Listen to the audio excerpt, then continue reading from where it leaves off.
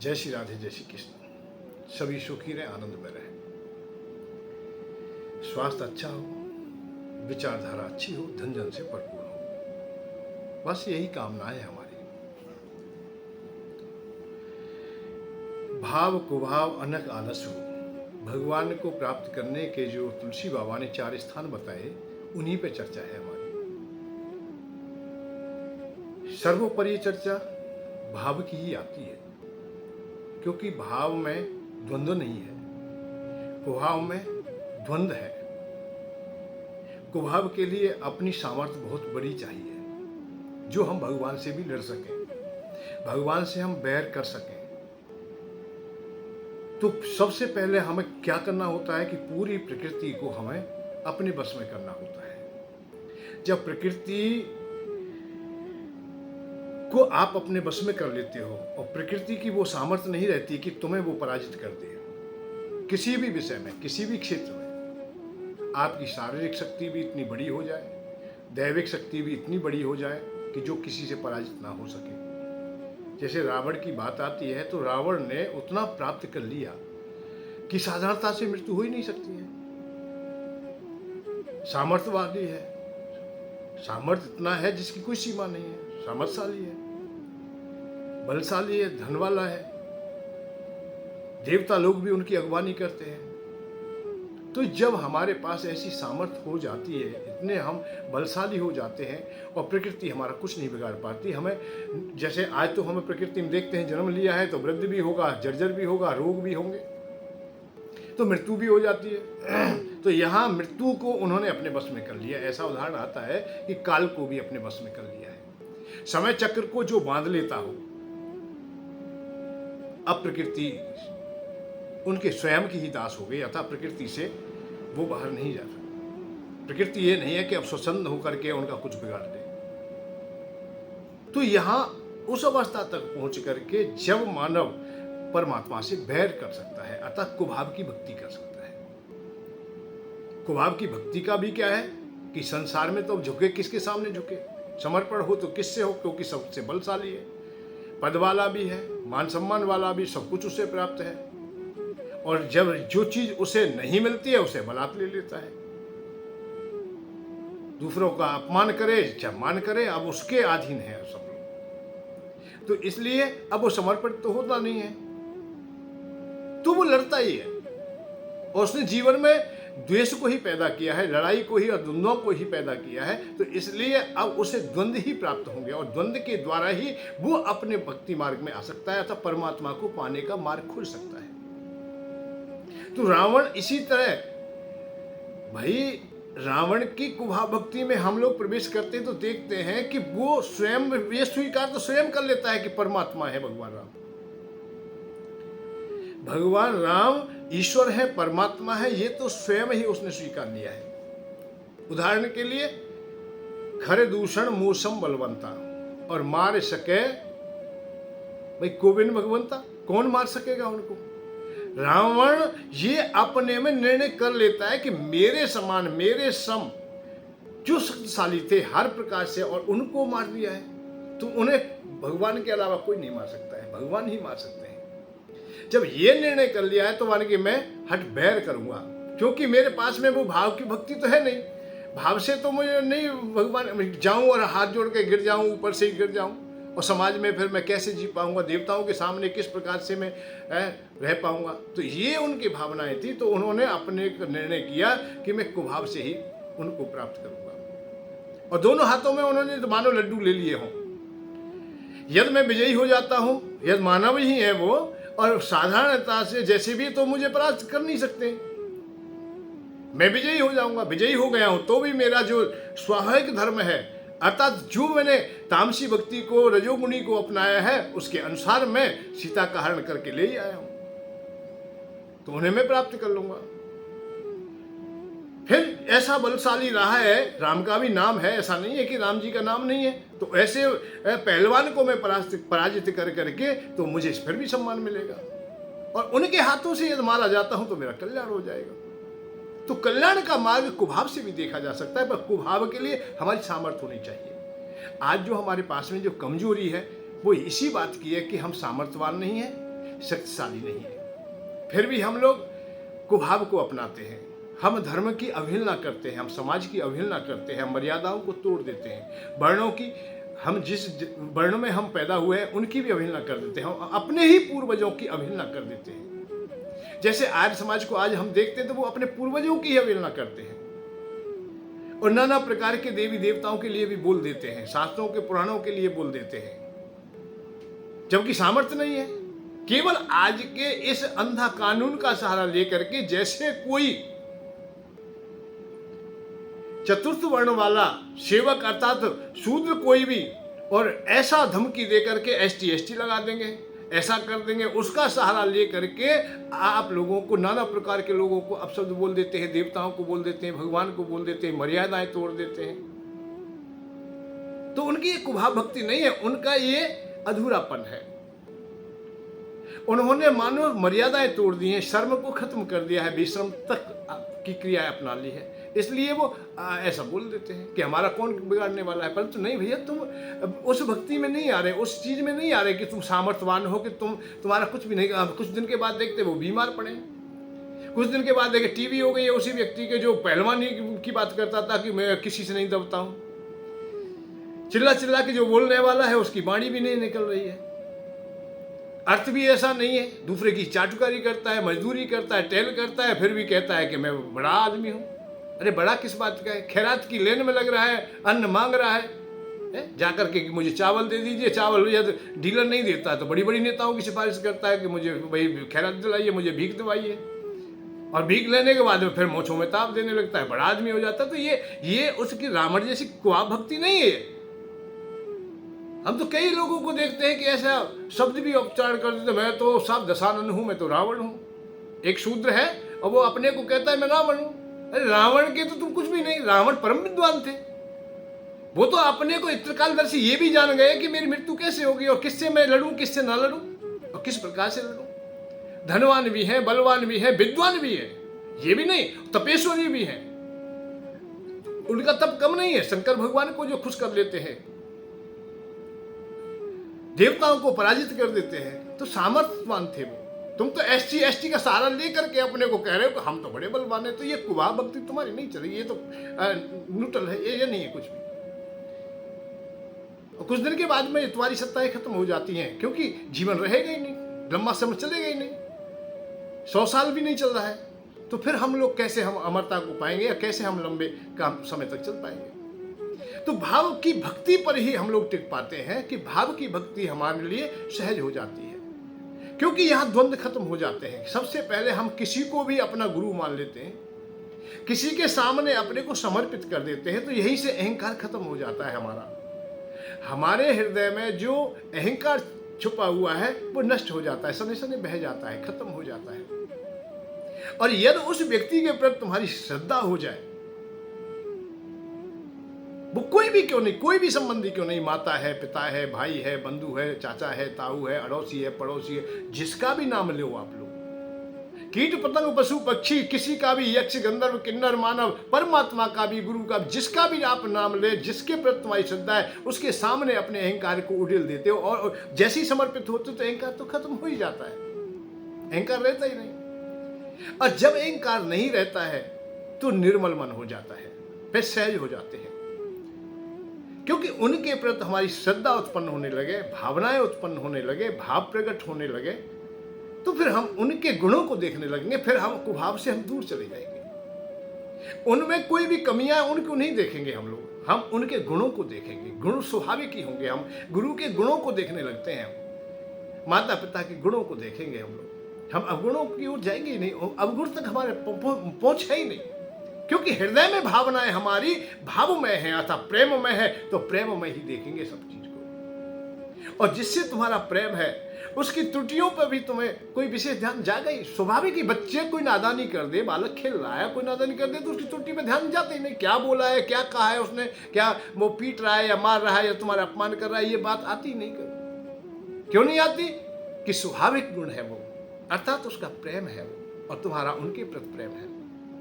भगवान के लिए भी ऐसी तो जिम बालक राखे मैतारी, जैसे बालक अपने बच्चे की रखवाली करती है, सुरक्षा करती है और पाछली बातों को कोई याद नहीं करती मैया कि पहले क्या किया, जवान हो जाए कचू हो जाए तो वो उसकी दुश्मनी नहीं करती, तो ऐसे ही समाज सहज हो जाए। तो तुम जब समर्पण होंगे तभी तुम्हारा अहंकार खत्म हो जाएगा, तो ये भाव भक्ति प्रारंभ हो जाती है। और जब भाव भक्ति प्रारंभ हो जाती है तो शब्द भी फूटने लगते हैं। जब कोई भी पूछने लगे कि भाई तुम्हारे गुरु कौन है, तुम्हारे स्वामी कौन है, तुम्हारे माता पिता कैसे हैं, तुम्हारे भाई बंधु कैसे हैं, जब जब परिचय होगा, जब जब चर्चाएं होगी अपने गुरु के प्रति, स्वामी के प्रति, भगवान के प्रति, तो आप लोग हृदय से शब्द निकलेंगे। अब बनावटी शब्द खत्म हो जाएंगे, अहंकार तो है ही नहीं, तो वहां करुणा आ जाती है। जैसे विभीषण को परिचय देते हुए हनुमान जी अपने को जब उड़ेलते चले जाते हैं कि सुनो विभीषण प्रभु की रीति, करे सदा सेवक पर प्रीति, कहो कवन में परम कुलीना, कपि चंचल सब ही विधीना, और प्रात ले जो नाम हमारा, तह दिन ताहे न मिले आहारा। हनुमान जी ने ऐसा बोला अपने को कि मैं विधि विधान से ही हूं भगवान की, परंतु एक परंपरा है कि वो अपने सेवक से प्रेम करते हैं। मैं कपि जाति से हूं, वंश परंपरा भी मेरी ठीक नहीं है, प्रातः काल कोई भी हमारा मुख देख ले तो उसे भोजन तक ना मिले। और अंतिम पड़ाव में तो हनुमान जी यहाँ तक कह देते हैं, असमय अधम सखा सुन मोहू पर रघुवीर, और कीनी कृपा सुमेर गुण भरे बिलोचन नीर। आंखों में आंसू आ गए कि भैया मेरे जैसे अधम पर भी कृपा कर सकते तो तुम पर भी करेंगे, निश्चित करेंगे। भावनाएं यहाँ आएगी। जिस स्वामी के प्रति तुम्हारी भावनाएं अच्छी हैं तो अच्छी बात करोगे, अच्छे ही चर्चा करोगे। और भावनाओं में यह परिवर्तन है तो नहीं। एक उदाहरण आया था कि किसी आर्य समाजी ने मुझसे पूछा था कि हनुमान जी के पूंछ नहीं थी, बूझ थी। बूझ का मतलब पूंछ ज्यादा थी, लोग उन्हें ज्यादा उछल कूद ज्यादा कर लेते, इसलिए उन्हें पूछते थे कि भाई भागने का काम है तो हनुमान जी को लाइए, कहीं जाने का काम है तो हनुमान जी को बुलाइए। उनकी पूंछ थी, ये उन्होंने कहा, पूंछ नहीं थी। अब बात इस बात की है कि पूंछ थी या नहीं थी। भाई आप क्यों झमेले में पड़ गए हो, आप पीछे क्यों जा रहे हो? उनके गुणों की ओर देखिए, उनके चेहरे को देखिए। पूंछ के द्वार पर क्यों पहुंच गए तुम? ऐसी जगह है पूंछ तो जहां मल द्वार है। ये सोच की तो बात हुई कि हम कहां तक पहुंच गए। हम जब हम लोग अपने विपरीत दिशा की ओर चलते हैं, अर्थात तर्क बुद्धि में डूब जाते हैं, अपने को ज्यादा होशियारी में ढाल देते हैं, भाव को छोड़ देते हैं, हम कुभाव की ओर चल देते हैं, ऐसी विचारधारा में चले जाते हैं, तो ऐसे ही हम लोग नीच बुद्धि हो जाती है, हमारी छोटी बुद्धि ओछी बुद्धि हो जाती है। बुद्धि धूमल हो गई और गुदा द्वार के पास पहुंच गए, मल द्वार के पास पहुंच के पूंछ देखने के लिए। बड़े आश्चर्य की बात है। मैंने पूछा भैया तुम क्यों गए थे वहां? हम तो बचपन से हनुमान जी की सेवा करते हैं, हम तो कभी पूंछ की ओर गए ही नहीं, क्योंकि सामने से जितनी भी हमें फोटो मिली, तस्वीर मिली, जितने भी मंदिर मिले वो चेहरे से मिले, सामने से मिले, पीठ के पीछे मिले ही नहीं हमें कहीं भी। हम पीठ के पीछे गए ही नहीं, हमें आवश्यकता भी नहीं थी। हमने तो इतना ही देखा है कि जो उनमें सामर्थ्य क्या है। कनक भूतराकार शरीर, उनका शरीर देखा तो हमने ऐसा देखा कि पृथ्वी और आकाश एक जैसा हो रहा है, आकाश तक उनकी देह जा रही, कम नहीं। चलने की गति देखी तो उनकी जिमा रघुपत करवाना, ते ही बात चले हनुमाना। भगवान का, श्री राम जी का जैसे अमोघ बाण चलते हैं, उनकी गति होती है, ऐसे हनुमान जी की गति है। ऐसे हमने देखा हनुमान जी को, तो हमने तो कभी पूंछ को देखा ही नहीं, हमने पृष्ठभाग में गए ही नहीं, हम पीछे पहुंचे ही नहीं। चलने की गति, चलने की सामर्थ्य की पृथ्वी भी दहलाने लगे। जहगिर चरण दे हनुमंता, अरे जहां चरण रखते हैं वहां से पृथ्वी मामी हिल जाती है। चले सोगा पाताल पर तुरंत, अर्थात पर्वत भी पर्वत की शिखा में जब टूट जा, चूर चूर हो जाती है, पाताल तक पहुंच जाती है। ये बात कही गई। हनुमान जी की बात करते हो। प्रणव पवन कुमार खनुमन पावक ज्ञान धन जासु हृदय अकार बसे राम सरचाप धर अतुलित बल धामम है मैं शैलावदे हम धनुज वन किसान ज्ञान नागणम सकल गुण निधारणम बाणम धी समृत प्रिय उत्तम बात जातम नमामि। हनुमान जी को देखिए तो ऐसे देखिए कि अतुलित बलशाली, जय हनुमान ज्ञान गुण सागर, ज्ञान के जो सागर है उनकी ओर ध्यान नहीं गया। उस आर्य समाजी का कहा गया, मल द्वार के पास गया और सब बात छोड़ दी। हनुमान जी कोई बात स्वीकार ही नहीं की।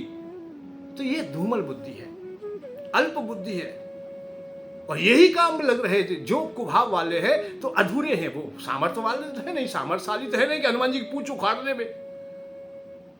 पूंछ देखने के लिए चले गए, दिखी या ना दिखी, पर मल द्वार देख के चले आए। अरे मल द्वार तो भगवान का हो, हमारा हो, तुम्हारा हो, किसी का भी हो, वो मल विसर्जन करने के लिए है भाई। तुम क्या करने गए वहां? मैं तो केवल इतना ही पूछा, भैया मुझे तो पता नहीं कि है या नहीं है, पर तुम वहां क्यों गए? तुम्हारी क्या आवश्यकता पड़ गई? तुम्हारा जब कि अलग पंथ बना लिया है तुमने, जब आर्य समाजी पार्टी तुम्हारी बन गई है, तो तुम अपनी पार्टी में रहो भाई। तुम्हें रामायण से क्या मतलब, हनुमान जी से क्या मतलब, भगवान कृष्ण से क्या मतलब? क्या जो आवश्यकता है तुम्हें? तुम अपने काम को कीजिए, तुम्हारा जो काम हो, तुम्हें देश का, धर्म का जिसका विरोध करना उसका कीजिए, क्योंकि वही किया है सदैव से। आज समाज सनातन धर्म के अनुकूल है ही नहीं। उन्होंने कोई भी आजादी के समय भी कोई आंदोलन नहीं किया, और आज भी कोई नहीं करते। भगवान राम के मंदिर के लिए कोई आंदोलन नहीं किया, कोई विचारधारा नहीं कि हम तो मूर्ति नहीं पूजते। अच्छा, मूर्ति तो नहीं पूजते, परंतु राम जी हमारे पूर्वज तो है, उनका घर तो टूटा पड़ा है, और वो भी विधर्मियों ने तोड़ दिया है, तो इसके लिए तो हमें बोलना चाहिए। पर नहीं भाई, हम नहीं मानते राम जी को, भगवान ही नहीं मानते। अरे भगवान न माने कोई बात नहीं, पूर्वज मान लीजिए भाई, अपने हमारे पूर्वज है, हमारे पुरखे हैं वो। तो क्षत्रिय समाज का भी इस प्रकार से अपमान करते रहे, पर हम सब स्वीकार करते रहे। पर शांति का मार्ग खोजेंगे आप लोग तो केवल तभी मिलेगा जब आप लोग भक्ति की ओर आएंगे, भाव प्रकट होंगे। हनुमान जी के हृदय में भाव प्रकट हुआ, आंखों में आंसू आ गए। असमय अधम सखा सुन, अपने को अधम तक कह दिया, बहुत छोटा कह दिया। अधम कहना साधारण बात नहीं है। कौन कह रहा है? जो सर्व सामर्थ्यवान है, शक्तिशाली है, वो अपने को छोटा कह रहा है। यह है भाव भक्ति। तुम्हारे हृदय में अपने इष्ट के प्रति, गुरु के प्रति यदि भावनाएं अच्छी हैं, भाव है तुम्हारे, तो आप पीछे से भी बड़ाई ही निकलेगी, क्योंकि उनके गुणों को ही देखोगे, अवगुणों की ओर तो जाएगा ही नहीं। पर ऐसे प्रभु तुम्हें मिल जाए, आह क्या आनंद आता है। हम जिस पात्र को देखते हैं, जिसको निहारते हैं, बड़ा आनंद आता है। ऐसे भक्त से, ऐसे भाव वाले से भगवान ऋणी हो जाते हैं। पहले भी प्रवचनों में मैंने बताया कि माता जी भी खुश हो जाती हैं, गदगद हो जाती हैं, जब उनकी करुणामय वाणी को सुनती हैं, उनकी आंखों को सजल देखती हैं। आंखों में जब आंसू आए, क्योंकि मां ने मुंह फेरा था हनुमान जी को देख करके, विस्मृत है करके कि कौन है ये। हनुमान जी ने कहा, मां मैं सत्य कह रहा हूं। यहां बात आती है कि मैं सत्य कह रहा हूं, मैं शपथ खा रहा हूं, करुणा निदान भगवान का बेटा हूं, मैं उनका दास हूं, उनका सेवक हूं। जब आंखों को सजलता में देखा, तब उनके हृदय में भावनाएं उत्पन्न हो, क्योंकि भावना हृदय से ही जुड़ती है। हित अनहित पशु पक्षी जाना, हित और अनित पशु पक्षी पहचान लेते हैं, तो फिर आप क्यों नहीं पहचान सकते? तो मां ने पहचान लिया कि ये निश्चित भगवान राम का बेटा है, और उनका बेटा तब होगा, भाई अकेले तो बेटा हो नहीं सकता है, उनकी पत्नी तो मैं ही हूं। ये अटल विश्वास भी किसी को हो, इस पर भी ध्यान रहे। पत्नी को भी ये विश्वास होना चाहिए कि मेरा पति मेरा है, इनकी दूसरी कोई पत्नी नहीं है, और न किसी पति में कोई बंटवारा है। कोसों दूर रहते हुए कई महीना व्यतीत हो गए, फिर भी उन्होंने दृढ़ता से कहा कि मेरा पुत्र है ये। क्यों पुत्र है? कि जब राम जी का बेटा है, मेरे पति का बेटा है, तो मेरा भी बेटा है। सुत शब्द फूट उठे, आशीष दीन राम प्रिय जाना, हो तात बल शील निधाना, अजर अमर गुण निध सुत हो। सुत, सुत माने क्या है? बेटा है, केवल बेटा। तो बेटा मान लिया वहां, जब भगवान राम का बेटा है तो मेरा भी बेटा है। ये भावनाएं उत्पन्न होती है, अतः भाव होते हैं। मां और कोई साक्षी नहीं था, कोई बताया कि हाँ ये हनुमान जी राम जी के पास से आए। राक्षसों की माया तो लंका में बहुत है, रोजाना रावण कोई ना कोई कौतिक करते हैं, पर भरोसा कैसे हुआ? तो केवल करुणा में से हुआ, करुणा की भावनाओं से हुआ। और जब तुम्हारी हृदय की भावनाएं सामने आएंगी, तो सब पहचान लेंगे कि तुम सत्य बोल रहे हो या असत्य बोल रहे हो। तुम्हारे भीतर हृदय में कहीं असत्य है, तो आप कितना भी शपथ खाएं, कितनी भी बात कहें, पहचान लेंगे। संकोच के वशीभूत होकर के चाहे कोई कुछ कहे ना। कई लोगों को हम देखते हैं हमारे सामने झूठ बोलते हैं, पर संकोच के वशीभूत होकर के उन्हें खरी नहीं सुनाते, हम नहीं कह पाते। हम परिवार में भी देखते हैं, घर में भी देखते हैं, हम संसार में देखते हैं, वो झूठ तो बोल रहे हैं, प्रत्यक्ष झूठ बोल रहे हैं, खूब हमने जान लिया है, अनुभव भी हो गया है, पर करे क्या? कितना बेशर्म हो गया है, खूब बोल रहे। तो यह हनुमान जी ने भावनाओं से अपने हृदय से बोला, तो सीता जी समझ गई। विभीषण भी तभी समझे जब हृदय से शब्द निकले। हृदय के शब्द पहचान लिए, तो रामायण प्रमाणित करती है वो ही शब्द विभीषण जी ने रट लिए, अपने में आ गए कि हनुमान जी ने कहा है, विश्वास से कहा है, और मुझे उनकी वाणी पर पूर्ण विश्वास है। तुमरो मंत्र विभीषण माना, उनके ईश्वर वही सब जग जाना, वही बात तुमने, वही मंत्र, वही विश्वास की बातें विभीषण जी ने भी स्वीकार कर ली। इसलिए भगवान की शरणागत होते हैं। तुमरो मंत्र विभीषण माना, तुम उपकार सुग्रीव की ना, राम मिलाए राज। ये अब एक बताइए, विभीषण जब गिलात खा के आ रहा है और चौपाई कह रही तुमरो मंत्र, तुम्हारी बात मानी। अब मंत्र कहाँ बता दी भाई, कौन सी जगह बात है? तो वही बात थी कि भावनाएं अच्छी प्रकट हुई थी हनुमान जी के द्वारा, और वो सब पूरे रहस्य बता दिए कि भगवान राम तो कृपा निधान है, करुणा के सागर हैं। कोई शरणागत हो तो वो अपना लेते हैं, वो किसी को भी खाली हाथ नहीं छोड़ते। आप चिंता ना करें। तो पीछे से बात हो चाहे आगे सामने से हो, परंतु तुम्हारी भावना यदि पवित्र है, तुम अच्छे हो, तो ये भी ना सोचे कि भगवान तुम्हें ना पहचानेंगे। अरे जब साधारण पहचान रहे, सब लोग पहचान रहे, तो वो भी पहचान लेंगे, निश्चित पहचान लेंगे। हनुमान जी जब भगवान राम के पास गए तो भगवान राम ने भी उनकी भावनाओं को समझ लिया कि ये निष्ठावान है, ये सत्य है। ये एक बात नहीं है, जब प्रारंभ में मिले हनुमान जी तब भी वही बात थी, जाना पहचाना। चाहे हनुमान जी चतुराई में गए हैं, अपनी चातुरता सामने रख रहे हैं। भाई जंगल में सुग्रीव रहता है, अपने भाई से ही भयभीत है। जब देखे हैं कि राम लक्ष्मण वन में घूम रहे, भ्रमण कर रहे हैं, तो उन्हें शंका हो गई कहीं बाली ने कोई दुश्मन तो नहीं भेज दिया कि हमें हानि पहुंचा दे।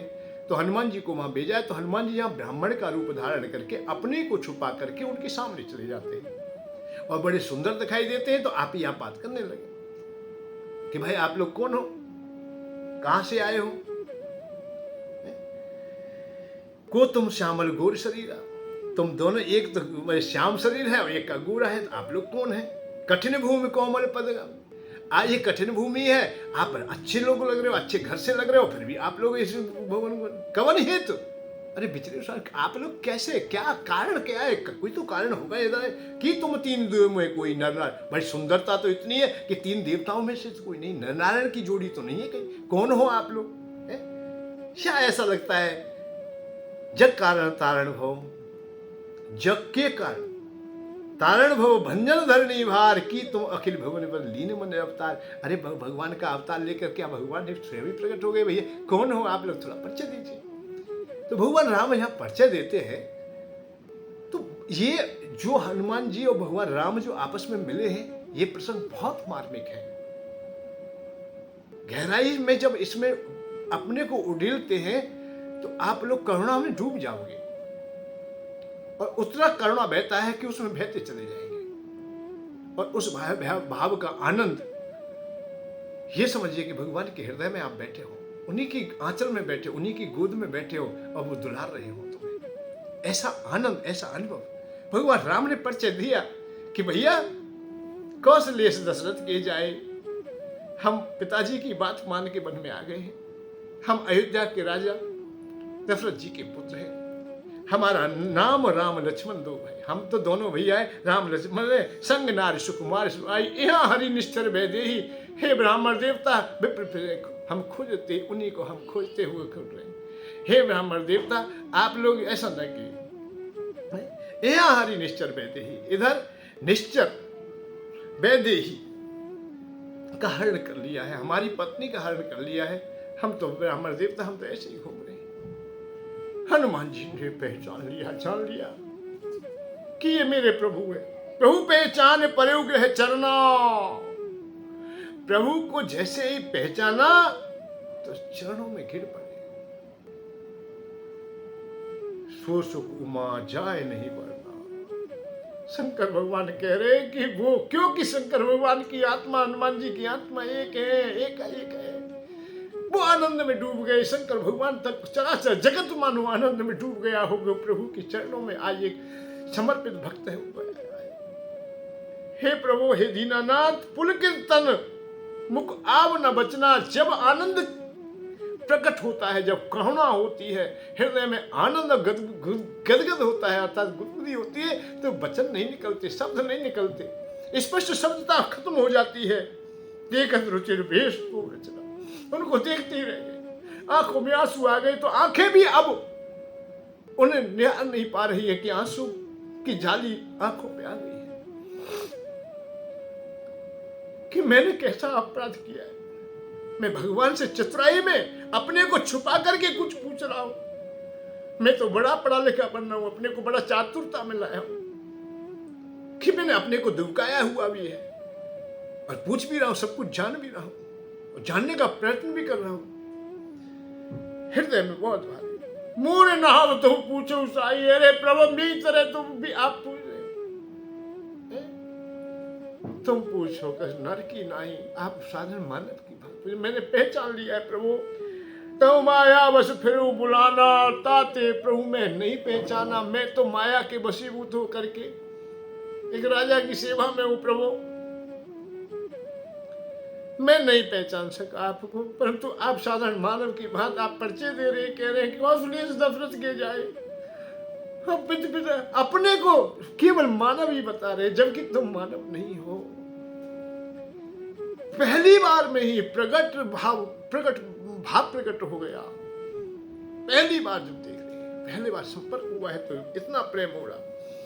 एक में मंद अपने को, अभी आप देखिए, मंद मोह बस, मंद बुद्धि, मंद अपने को उड़ेल दिया है, छोटे के कुटिल हृदय अज्ञान, हृदय में कुटिलता भरी हुई है प्रभु।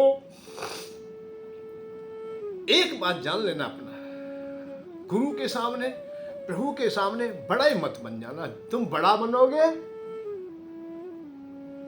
तो रहना कोई परेशानी नहीं। हर पिता चाहता है मेरा पुत्र बड़ा हो, पर इतना बड़ा ना हो जाए कि पिता का भी अपमान हो जाए।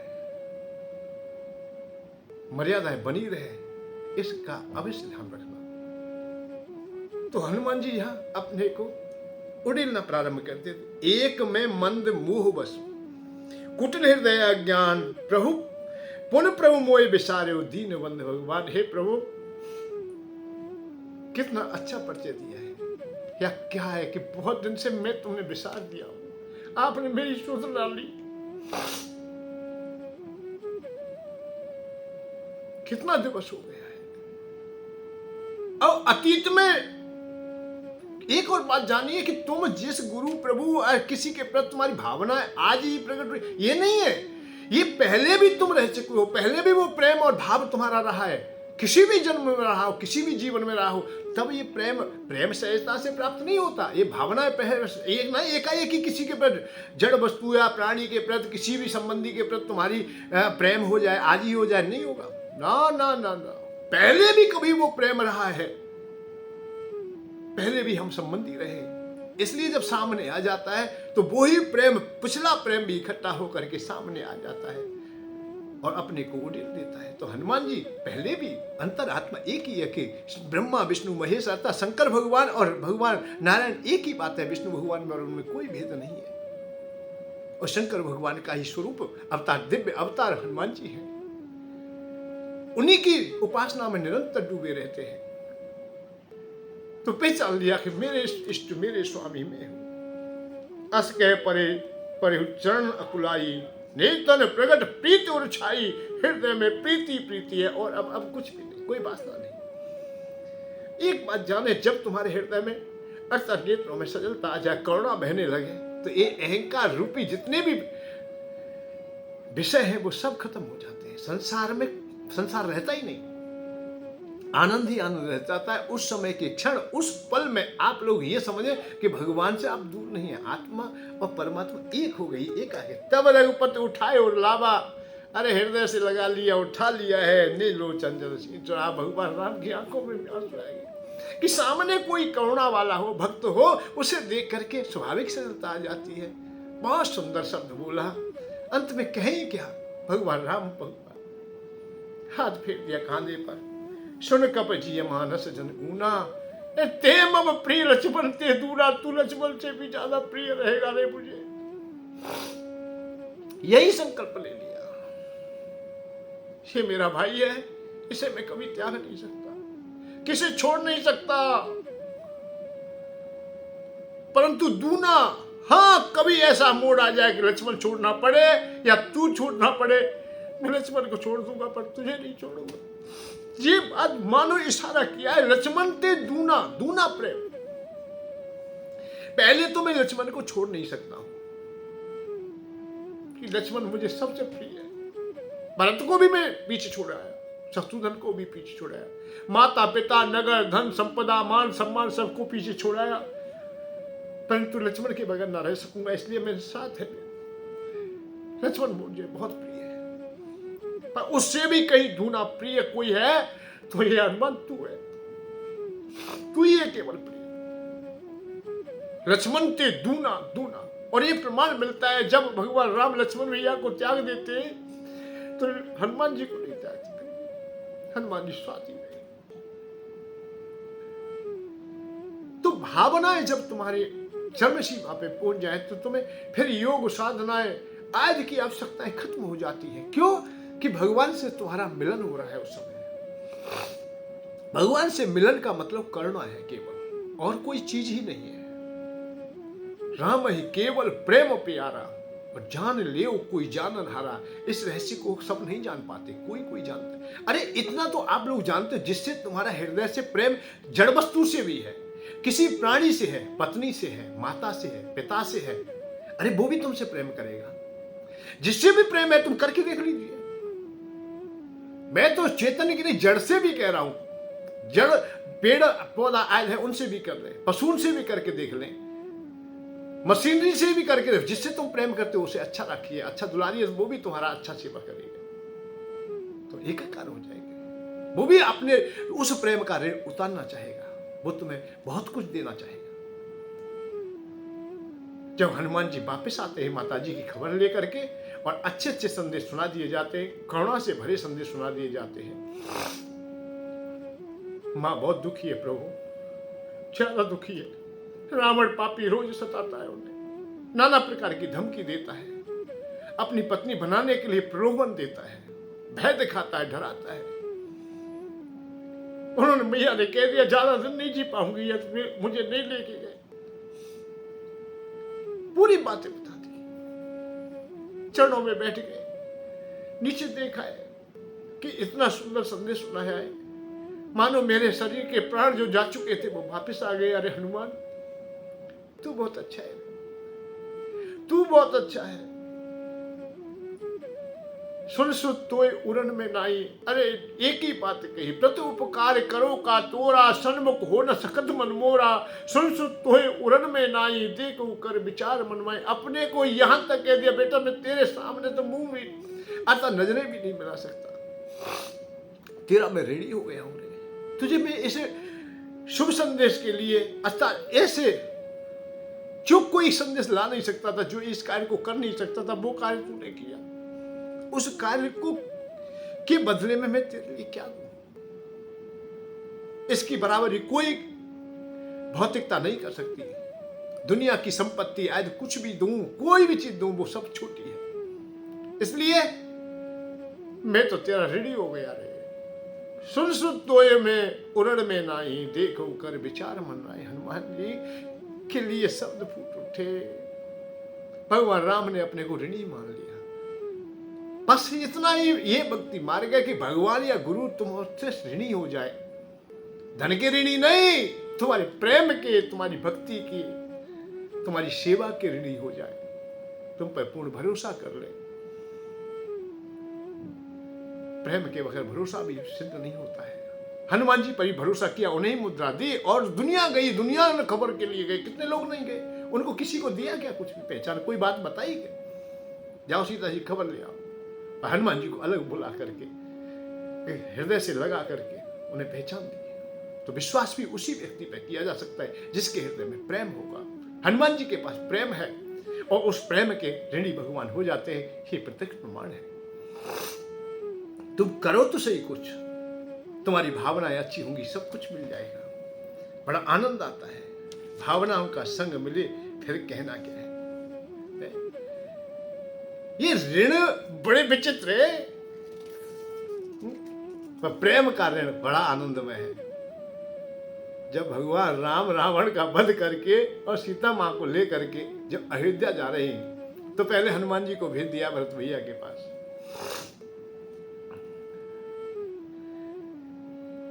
भरत भैया की भी अवस्था बड़ी दयनीय है। विभीषण रोकना चाहते हैं, एक आध दिवस यहाँ रह लीजिए। नहीं, बीते अवध जाऊं जो जियत ना पाऊंगी। या भगवान राम की आंखों में आंसू आते हैं कि भरत एक दिन के लिए भी यदि मैं देरी से जाता हूं तो भरत जियत नहीं पाएगा। मैं भरत के बगैर भी अब नहीं जी सकता। तो हनुमान जी जब जाते हैं वहां कुछ पहले भेज देते हैं कि कहीं ऐसा ना हो कि भरत साहस तोड़ दे कि मैं आज अंतिम दिन है, अंतिम पड़ाव है, कह रहे तिथि पूरी ना करे कि दोपहर कोई तिथि पूरी हो रही है तो शाम की इंतजार ना करे कि आज एकादशी दोपहर तक ही है या तिथि के बारे कोई भी देख करके। भगवान राम ने पहले ही भेज दिया है कि संध्या तक मैं पहुंच जाऊंगा, निश्चित समय तक पहुंच जाऊंगा। हनुमान तू चला जा। क्यों? हनुमान जी में जाने की गति है, चलने की गति है। भगवान राम का आदेश हुआ तो तरह का चले गए। वहां देखा है उनकी क्या पोजीशन, क्या अवस्था है। नंदीग्राम गांव में रह रहे हैं, अयोध्या से बाहर है, पर्णकुटी बना के रहे, जटाजूट ऋषि मुन पटधारी। जैसे ऋषियों की जटाजूट जटा है, भगवान राम भी रख रहे हैं वहां। तो ऐसे ही भरत भैया को भी देखा है। भरत को तो पहचाना है कि पहले भी संपर्क हो चुका है। लक्ष्मण भैया के जब बाण लगता है, शक्ति लगती है, उस समय संजीवन आए हैं तो उस समय वो मिले हैं आपस में। जटाजूट ऋषि मुन पटधारी, मैं खन कुश सातरी संहारी। भूमि को खोद करके सातरी बिछा करके, डाव के तिनके बिछा करके, घास बिछा करके वो सो जाते हैं, वही विश्राम करते हैं। ये भरत भैया की दशा है। बात इस बात की है कि स्वामी से यदि तुम्हारा प्रेम है तो स्वामी के हित के लिए आप लोग समर्पित हो जाएंगे, नौछावर हो जाएंगे। आसन बसन बासन व्रत नेमा करते कठिन ऋषि धर्म से प्रेमा। जैसे ऋषियों से भी कठिन है वो नियम निभाना, वो काम करते हैं। कौन? भरत भैया। आसन बसन बासन व्रत नेमा करते कठिन ऋषि धर्म से प्रेमा। वो कठिन साधना करते हैं परंतु भैया की खुशी में रहते हैं। भूषण वसन भोग सब भूरी, मन तन वचन तजे तिन तूरी। सब जो भोग थे उनको तो उन्होंने तूरी के समान अर्थात भूषा के समान फेंक दिया। कोई लाभ नहीं है। नित पूजत प्रभु पावरी, प्रीतना हृदय समाज। मांग मांग आयुष करे राजकाज के बाद। नित पूजत प्रभु पावरी, अर्थात जो पावरी लाए थे, खड़ाऊ लाए थे, वो सेवा में है, अर्थात मानो कि वो ही राज चला रही है। जब हनुमान जी वहां आए हैं तो हनुमान जी ने देख लिया है और दूर से नमन भी किया है, प्रणाम किया है। वहां भी हनुमान जी, देखिए एक बात और है कि हनुमान जी छुपाते बहुत है अपने को। भाई ऐसा है कि फायदे की बात, ज्यादा फायदे की बात, ज्यादा नुकसान की बात एकाएक किसी को मालूम होता है तो हो सकता है कि वो सहन न कर सके। इसलिए हनुमान जी अपने को छुपाए हुए हैं। दूर से ही पहचान लेते कि हनुमान ने बता भैया क्या हुआ, तो छुपा करके अपने को धीमे धीमे धीमे धीमे परिचय देंगे, बात करेंगे। भैया तुम ठीक हो, तुम्हारे कैसा है, तुम्हारी माँ कैसी, पिता कैसे, ऐसे है। भगवान राम अब आने वाले हैं, आएंगे, तिथि आएगी, वो आएगी, तो उनको धीरे हो जाए, फिर अपना परिचय दे। जब बताया कि भगवान राम आने वाले हैं और आ रहे हैं, रावण का वध कर दिया है, माता सीता को साथ में लेके आ रहे हैं, सब लोग आ रहे हैं, बड़ा खुशी है। तो भरत जी गदगद हो गए, क्योंकि यह निश्चित था बीते अवध रहे जो प्राणा अधम कवन जगमोहन समान। भरत जी का यह बात था कि मेरे समान कौन अधम होगा कि बीती अवध बीतने वाली है, बीत रही है और मैं जीवित हूं फिर भी। तो ऐसी स्थिति में जिसके प्राण जा रहे हो और उसको प्राण संचार मिल जाए, उसे वो संदेशा मिल जाए जिससे प्राण रह सके, तो हनुमान जी ने वो ही प्राण। तो यहां भरत जी ने भी इसके बदले में कि शुभ संदेश सुना बहु, तूने शुभ संदेश सुनाया, इसके बदले में मैं दूं क्या तुझे। चारों ओर नजर गई, चारों ओर देखा है, क्योंकि सामने वाले को यह भी देखना पड़ेगा कि वो पात्र क्या है, उसकी आवश्यकता क्या है। इसे मैं निधियां देता हूं तो निधियां इसके पास में है, अष्ट सिद्धि देता हूं वो भी इनके पास है, अड़मा महमाल आदमी प्राप्त प्यास ईश्वर वैसे ये सब कुछ तो इनके पास है। आशीर्वाद देता हूं कि तू सदा निरोग रहे तो अजर अमरता का वरदान मिला हुआ है, चिरंजीवी का भी वरदान मिला हुआ है कि मरेगा ही नहीं, अमरता तो पहले ही मिली है। चारों ओर देखा है कि मेरे पास ऐसी कोई वस्तु प्राणी नहीं है जिसके द्वारा इस संदेश का कुछ मैं उपहार दे सकूं, कुछ तो दे सकूं। तो यह भरत जी ने भी एक ही शब्द कहा, नाहिन तात उड़न में तोई, अब प्रभु कथा सुना वही वो तो केवल भगवान राम का चरित्र सुना दे बस। हे हनुमान, हे भैया, और कछु ना चाहिए, मुझे कुछ चाहिए ही नहीं, और तुझे मैं दे नहीं सकता, तेरा तो मैं ऋणी हो गया हूं। नाहिन तात उड़न में तोई, तुझसे मैं उड़न नहीं हो सकता। ये भरत ने भी कहा है। ये भावनाएं है कि तुमसे कोई कितना खुश हो जाए, पर होगा उसी से जो तुम प्रेम करोगे। तुमने प्रेम में अधूरापन रखा तो कोई नहीं करेगा। तुम ठगने चलोगे तो तुम्हें भी कोई ठगेगा। तुम जैसा करोगे, कूप जैसे बोले हैं भाई। भगवान राम के राज्य का बड़ा अच्छा वर्णन आता है रामायण में। जब पादुकाओं की बात आ गई तो थोड़ी पादुकाओं की बात कर ले तो कोई बात भी नहीं है। भगवान राम वन में वास करते हैं और भरत जी भगवान राम के लिए प्रयत्न किया है कि वापस आ जाए, जब नहीं आए तो उन्होंने अपने पादुका दे दी है। चरण कोई सुरक्षित रखने वाला जो यंत्र होता है उसे पादुका कहते हैं। अब आज की भाषा में जूता भी कह सकते हैं। सिंहासन पर रखे हुए हैं। उस समय कोई भी बदमाश नहीं था, कोई चोर नहीं था, कोई लुटेरा नहीं था, सब सुखी थे, धर्म के अनुसार चल रहे थे। चारों वर्ण अपने अपने वर्ण के अनुसार काम कर रहे थे। इसका ये रहस्य भी समझ सकते हो आप लोग, आज जान सकते हो। राम राज्य जब आएगा तो जूता से ही राज चलेगा, तभी आएगा। जूता जब राज करेगा तो चोर लुटेरे बदमाश आतंकवादी कोई नहीं होगा, झूठ बोलने वाले भी नहीं होंगे, अपावन खाने वाले रहने वाले शहर ये सब खत्म हो जाते। तो जूता राज्य करना है तो जूता से ही होगा राज। तो बगैर अधर्म राजा की दीनता, दुष्टों में बढ़वार, बल्ली छपका छोड़ के कौन लगावे पार। अधार्मिक राजा कौन है कि जो दुष्टों में बढ़वार हो जाए, दयाहीन हो, दयावान हो, भाई कि छोड़ दो कोई बात नहीं, इसे नहीं फांसी दिया जाए। चाहे हजारों विप्रों का वध किया है, कितना भी मार दिया है, नहीं आतंकवादी है तो कोई बात नहीं भाई, ये भी तो मानव है। अरे ये बच्चे हैं, इनसे तो गलती हो ही जाती है। इस प्रकार की जब राजाओं की नीति हो जाएंगी, निस्वार्थ में डूब जाएंगे, तो वहां की प्रजा कैसे सुखी रह सकेगी। परंतु नहीं, अपना पराया कोई भी नहीं। यदि अपराध अपने ने किया है तो उसको भी दंड मिलना है। उसने यदि नियम को भंग किया है, कानून को नहीं माना है, मर्यादा को नहीं माना है, तो कितना भी प्रिय क्यों ना हो, ये रामायण से सीखा जाता है। लक्ष्मण भैया ने मर्यादाएं तोड़ दी थी कि वचन दिया था कि तुम आप दरवाजे पे हो, दरवाजे पे ही रहोगे, और जब तक हम लोग ना कहे तब तक कोई प्रवेश ना कर पाए। तो काल और भगवान राम जब बातें कर रहे थे उसी समय दुर्वासा जी आ जाते। वो लाचारी मजबूरी कोई भी रही, पर लक्ष्मण जी से मर्यादाएं टूट गई। तो वहां जूता ने काम किया। नहीं, अपना है तो क्या है। लक्ष्मण सबसे प्रिय है, भरत से भी ज्यादा प्रिय है, सबसे ज्यादा प्रिय है। परंतु कानून के सामने कोई भी प्रिय नहीं, राजधर्म के सामने कोई प्रिय नहीं। यदि राज का अपमान किया है, राज की प्रणाली को तोड़ा है, तो राजदंड तो उसे दंडित करेगा ही करेगा। उसी लक्ष्मण को त्याग दिया।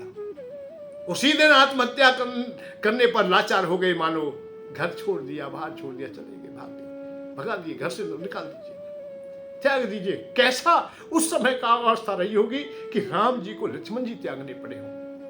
परंतु राज तो चलाना है तो ऐसे ही चलाना पड़ेगा। प्यारी से प्यारी वस्तु भी आज छोटी सी, जो एक आतंकवादी को भी बचा लेते हैं और वो अपने को राजा कहते हैं। अरे बड़ा धिक्कार है। नहीं, पर हाँ, शासन जूता से ही चलेगा, बगैर जूता के नहीं चलेगा। और ये 14 साल के लिए है। 14 साल में दुष्ट खत्म होते हैं। इस बात को आप लोग जान लीजिए। अब कितनी साल चल रही, कैसे कैसे चल रही, 14 साल यदि जूता का राज रहेगा तो निश्चित ही राम राज्य की स्थापना हो जाएगी। कोई भी दुखी ना रहेगा, कोई भी शिष्टाचार मर्यादाओं को तोड़ने वाला ना होगा। सब लेन पे आ जाएंगे, अच्छे आ जाएंगे। तो ये रामायण बताती है, हमें सीखना चाहिए। भक्ति मार्ग को भी जानना चाहिए, हम समाज मार्ग को भी जानना चाहिए। हम यहाँ रह रहे हैं तो इसको भी जानना चाहिए, समझना चाहिए। और जब हम समझेंगे तभी तो हम कुछ मानेंगे, कुछ हम कर पाएंगे। और जानकारी करेंगे तो व्यर्थ के रह जाएंगे। जैसे बरसाती मेंढक टर टर तो करते हैं, परंतु उनकी भावनाओं का कोई प्रभाव नहीं होता है। पावसरित को देख के कोयल साधे मौन, अब दादुर बक्ता भई हमको पूछत कौन। तो भैया हम तो चुप ही हैं। इसीलिए संत समाज, ब्राह्मण समाज, विद्वान समाज, इन अनर्गल प्रवक्ताओं को हम देखते हैं या नेताओं को देखते हैं तो वो शांत हो जाते हैं, फिर ज्यादा नहीं बोल पाते। परंतु आपको जीवन सार्थकता की ओर लाना है तो प्रेम की डगर पर चलने का प्रारंभ कीजिए। ज्ञान की डगर बड़ी कठिन है, कहीं से भी फिसल सकते हो। बैराग की डगर बहुत ही भयानक है, बड़ा कठिन है बैराग की डगर पर चलना। मोक्ष की डगर तो आप लोग छू भी ना सकें, हो सकता है, पर ऐसे समझौता हम करें क्यों? हम मोक्ष वाले समझौता की ओर जाएं क्यों, जो हमें प्राप्ति ना हो, जो अथाह हो, जिसकी था ना हो। उस ज्ञान की ओर जाके करेंगे क्या? जो बड़े बड़े ज्ञानी भी हमने नीचे आते देखे हैं। रावण जैसे ज्ञानी, चारों वेदों के ज्ञाता, बहुत पढ़ा लिखा था रावण, बहुत तपेश्वरी था, पर तुलसी बाबा उसी के लिए गाली तक लिख देते हैं रामायण में कि वो कुछ नहीं, पढ़ लिख करके मूर्ख था। आज की राजनीति में जैसे मंत्री तो हो गया है, शिक्षा मंत्री हो गया है, हो सकता है कागज का पढ़ा भी हो, पर जानता कुछ भी नहीं, बोलना तक नहीं जानता है। कई नेता तुम देखोगे राजनीति पार्लियामेंट में, देखोगे बोल तो रहे पर क्या बोल रहे हैं, बच्चों से भी गिरे बोल रहे हैं, पता नहीं उनका। तो मर्यादा श्रेष्ठता वही है कि जो मर्यादा को बना के रखे, समझदारी को रखे। तो कहां बोलेंगे, कैसे बोलेंगे, कितना बोलेंगे, ये हम जाने तो राज धर्म चलेगा, राज की प्रणाली भी चलेगी, धर्म की भी चलेगी। तो भावनाएं हम अपने की सुरक्षित रखें कि भावनाएं हमारी दूषित ना हो जाए, कहीं भी ऐसी स्थिति में ना आ जाए। फिर देखें कैसा आनंद आता है। राम राज्य जैसी कामना तो हम कर लेते हैं, परंतु हम अपने में सुधार लाने का प्रयत्न करें। कहीं ऐसे ना हो जाए कि हम दूषित हो जाए, अधूरे ना हो, बस पूरे हो। और जो पूर्णता की ओर चलता है तो वही तो सुख है, वही शांति है, वही आनंद है। ज्ञान की ओर चले, रावण ज्ञान की ओर जा रहा है पर ज्ञान नहीं है, ज्ञान बेकार है।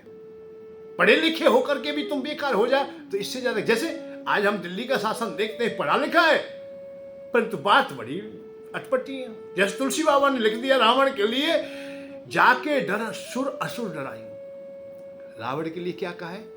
जाके डर सुर असुर डराई, निस्ना नींद दिन अन्न ना खाई। जिसके भय से, डर से देवता लोग भी भयभीत हैं, दिनवश में चैन नहीं पड़ता, रात्रि में नींद नहीं आती है। सो 10 शीश श्वान की नहीं। वही रावण कैसे? कुत्ते की तरह, श्वान की तरह। श्वान माने कुत्ता। 10 शीश श्वान की नाई, इत उत चितव चलो चल बढ़ आई। अर्थात श्वान की तरह जा रहा है। कब? जब सीता जी का अर्थात माता जी का हरण करने के लिए गया। कौन है? वो पढ़ा लिखा है। अब बताओ खाक पड़ा है? जब तुलसी बाबा उसे कुत्ता कह रहे हैं, हनुमान जी धूर्त और मूर्ख कह रहे हैं, कोई सट कह रहा है, कोई खगोत कह रहा है, कोई कुछ, कितने लोगों ने गाली नहीं दी रावण को। तो फिर किस बात का पढ़ा लिखा है भाई? हाँ, कमी क्या थी कि भाव ही नहीं था। भाव की कमी थी, भक्ति की कमी थी, शिष्टाचार व्यवहार मानवता की कमी थी। जब तक भावनाएं तुम्हारी पवित्र और पावन ना होंगी तब तक नहीं। तो आप अपने जीवन को अहलोक और परलोक दोनों को लाइए। हम ज्ञान के चक्कर में ना पड़े तो ही ठीक है, ज्यादा पड़ गए तो पता नहीं कहां डगल जाए, वैराग्य में पता नहीं कहां फिसल जाए। कितने लोग हैं घर से चले जाते हैं, पत्नी को छोड़ दिया, बच्चों को छोड़ दिया, धन को छोड़ दिया, और कुछ दिन के बाद में देखा है घर को छोड़े तो घर बनाने लग गए। पत्नी को छोड़ा है तो देख ही रहे हो, तो कोई ना कोई तो FIR हो ही जाती है, कोई ना कोई संकट बन ही जाता है, कोई ना कोई स्वामिनी रख ही देते हैं। पैसे को छोड़ा, पैसे में लग रहे हैं, चंदा ही मांगने में लग रहे हैं, रात दिन एक कर रखा है। तो जो वैराग होना चाहिए था वहां राग हो गया है। उदाहरण शास्त्रों में भी मिलता है। विश्वामित्र महामुनि जब तपस्या में चले गए, घर छोड़ गए, बाहर छोड़ गए, पत्नी को छोड़ा, बच्चों को छोड़ा, धन को छोड़ा, सबको छोड़ा, परंतु उसी वैराग को राग में बदलते हुए देखा है कि मेनका आ गई है और उसका परिणाम शकुंतला नामक पुत्री भी हो जाती है, जिसका विवाह दुष्यंत महाराज के साथ होता है, जिनके एक पुत्र भी होता है जिसका नाम सर्वदमन होता है, अर्थात भरत के नाम से जाना जाता है। बड़े प्रतापी राजा हुए, श्रेष्ठ राजा हुए हैं भरत जी। उन्हीं के नाम से हमारे देश का नाम भारत है। तो वैराग का भी पता नहीं कहां राग में बदल जाए, तो इसलिए ज्यादा झमेले में ना पड़े। श्रेष्ठता केवल भक्ति की है। यहां प्रेम ही प्रेम है, आनंद ही आनंद है। अरे पत्नी से करो, पुत्र से करो, माँ से करो, पिता से करो, गुरुजनों से करो, कीट पतंग पशु पक्षी, जहां भी करोगे प्रेम उसी में परमात्मा में। इसीलिए प्रेम हर व्यापक सर्वत्र समाना, प्रेम से प्रकट होते में जाना। हर अवस्था में भगवान है और प्रेम जब तुम करोगे तो वहीं से प्रकट हो जाओगे। अरे माने तो देव, नहीं तो फिर क्या है, पत्थर है, फिर तो लिंग मात्र है, अर्थात लोष्ट मात्र है, फिर उसकी कोई बात नहीं है। मानते हो तो देवता है, अतः परमात्मा है। समर्पण हो जाइए, आनंद आ जाएगा। नौछावर हो जाइए, आनंद आ जाएगा। तो भाव को भाव अनकालसु, भाव से ही भक्ति करें, बड़ा आनंद आएगा। और भाव से नहीं करते हैं तो फिर हमारा अधूरापन रह जाता है। और भावनाएं जब जब आएंगी, क्या कहने, तो अच्छे अच्छे शब्द ही निकलते हैं। आज की हम प्रवचन श्रृंखला को यही विश्राम देंगे, कल पुनः फिर सुनेंगे। आप लोगों के लिए बहुत बहुत अच्छे प्रवचन आते हैं, उनमें परंतु कमियां भी रह सकती हैं। ये नहीं जाने आप लोग कि अच्छे कमी भी हो सकती है। जो पसंद ना आए उसे छोड़ दें। अरे आप लोग एक बात बताओ, सब्जी मंडी से कहीं से फल ले रहे हो है? तो फल जो खराब है उसे निकाल दीजिए, बढ़िया बढ़िया ले लीजिए। भाई कुछ तो मेहनत कर लीजिए आप भी। भाई दुकानदार तो भाई थैली में कचरा भी भर दे तो तुम ले लेते हो। नहीं ऐसा ना, कुछ छांट लीजिए, देख लीजिए, और देख करके धो करके साफ करके खाते।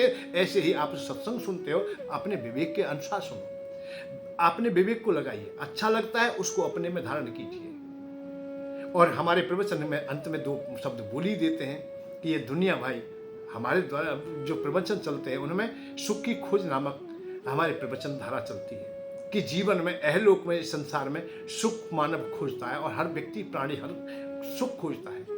और सुख के कई मायने होते हैं।